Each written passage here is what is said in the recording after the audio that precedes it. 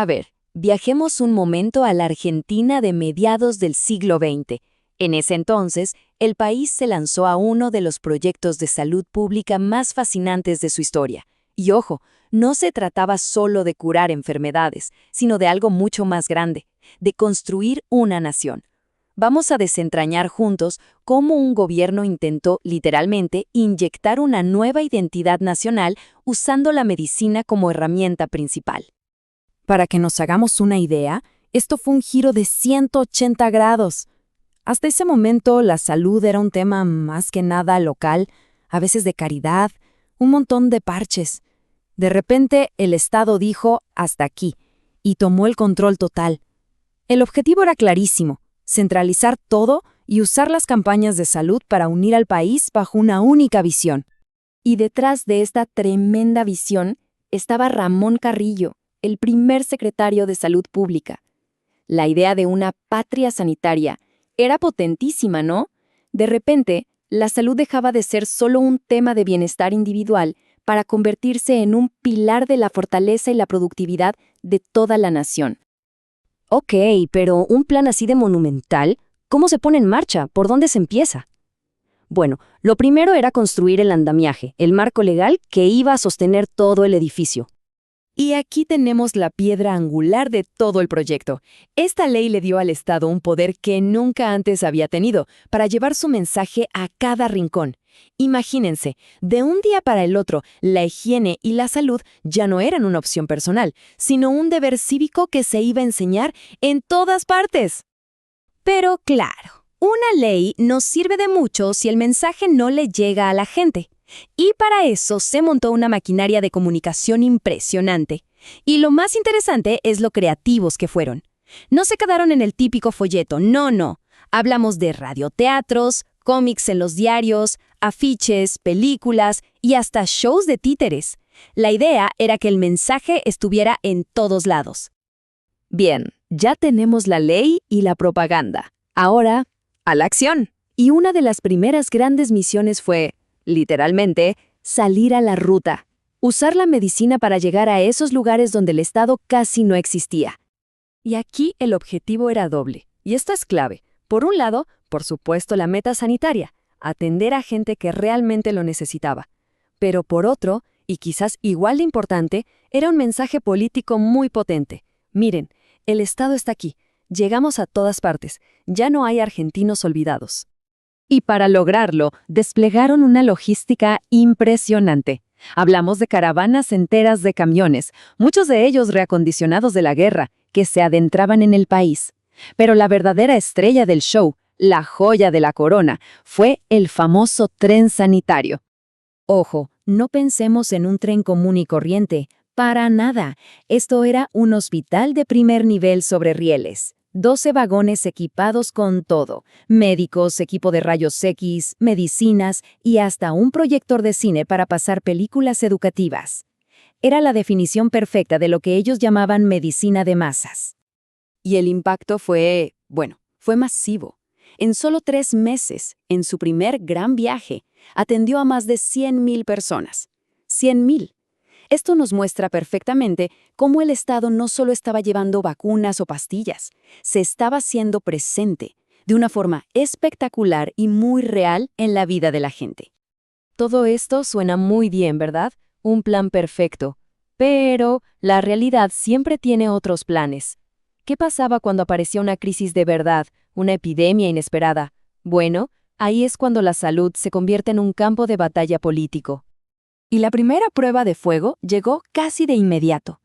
Apenas arrancaba el gobierno y ¡pum!, brote de peste bubónica en plena capital. Un golpe durísimo a esa idea de la patria sanitaria. Y acá es donde la historia se pone interesante, porque empiezan a chocar las versiones. Fíjense en esto, porque es clave. Por un lado, la historia oficial del gobierno. La culpa es de la gente, de sus malos hábitos de higiene. La responsabilidad del individuo. Pero la prensa contaba otra cosa. No, el problema es la falta de control del Estado en los puertos, en los trenes. La responsabilidad, decían, es de las autoridades. 2 relatos totalmente opuestos sobre el mismo hecho. Y la primera reacción del gobierno, ¿cuál fue? Bajarle el perfil. Tranquilos, no pasa nada. no hay motivos para alarmarse. La idea era, claro, evitar el pánico, pero sobre todo, cuidar la imagen del nuevo gobierno. La táctica inicial fue negar. Pero acá viene el giro de la trama. Una vez que lograron controlar el brote, el discurso dio un vuelco de 180 grados. Aquello que habían minimizado ahora era la terrible plaga. Y la negación se convirtió en una celebración casi militar. Habían vencido al enemigo. Una crisis de salud transformada en una victoria política. Y parece que la estrategia funcionó, porque unos años más tarde, con un brote de viruela, pasó algo muy parecido. El gobierno decía, no es viruela, es Alastrim, algo mucho más leve. Pero los médicos y los organismos internacionales decían, esto es viruela de la de siempre. Y lo más revelador es la contradicción, ¿no? Públicamente decían que era algo leve, que la vacunación era innecesaria, pero por el otro estaban produciendo vacunas a toda máquina y ordenando la revacunación masiva. Bueno, dejemos las epidemias por un momento y enfoquémonos en cómo esta cruzada sanitaria buscó meterse en dos espacios fundamentales de la sociedad, el trabajo y el hogar. En el mundo laboral pasó algo muy revelador. Al principio, el foco estaba en proteger al trabajador. Se investigaban las fábricas, se reducían horas en trabajos peligrosos, pero a partir de 1949 la cosa cambió. La nueva palabra clave fue productividad. Y el nuevo enemigo, el ausentismo. De repente, el Estado empezó a apoyar la idea de que los trabajadores fingían enfermedades. Incluso el secretario de Salud llegó a proponer pagar solo la mitad del sueldo los primeros días de enfermedad para que la gente no faltara. Y del trabajo pasamos a la cocina de casa. Sí, porque el Estado también se metió ahí. Lanzaron una campaña nacional para que los argentinos comieran distinto, menos carne y más alimentos protectores como verduras y leche. Un objetivo con dos caras. Por un lado, mejorar la nutrición y por el otro, algo más económico, regular el consumo de carne para poder exportar más. Pero claro, esta campaña no le cayó bien a todo el mundo. Surgieron críticas, por ejemplo, de organizaciones de mujeres que decían, un momento, nos están tratando como si no supiéramos nada. El problema, argumentaban, no es que las madres no supieran el valor de las frutas y verduras. El problema es que no alcanzaba la plata para comprarlas. Y todo esto nos lleva al punto final, a la pregunta del millón. ¿Qué pasó en la práctica? ¿Cuál fue la distancia entre esa gran promesa, esa visión de la patria sanitaria y la realidad del día a día? Recordemos la promesa, que era enorme. Se iban a terminar las desigualdades. Se iba a crear una sola patria sanitaria unificada. Salud para todos, por igual, sin importar si vivían en la capital o en el rincón más alejado del país. Pero los números no mienten. Y los datos que tenemos cuentan una historia bastante distinta. Fíjense en esto.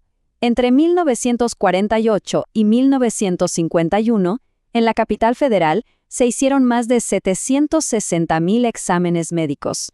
Y en todo el resto del país, en el interior, apenas 250,000. La diferencia es abismal. Entonces, a pesar de los gestos tan potentes como el tren sanitario, la brecha seguía ahí. La promesa de igualdad en la práctica no se cumplió. La salud seguía pero muy concentrada en la capital. Y con esto cerramos. Y nos quedamos con una pregunta que, creo, resume toda la complejidad de este proyecto. Una pregunta que sigue siendo relevante hoy. ¿En qué punto una campaña de salud pública deja de ser solo sobre salud y se convierte también en una campaña política? ¿Dónde está esa línea? Es algo para pensar.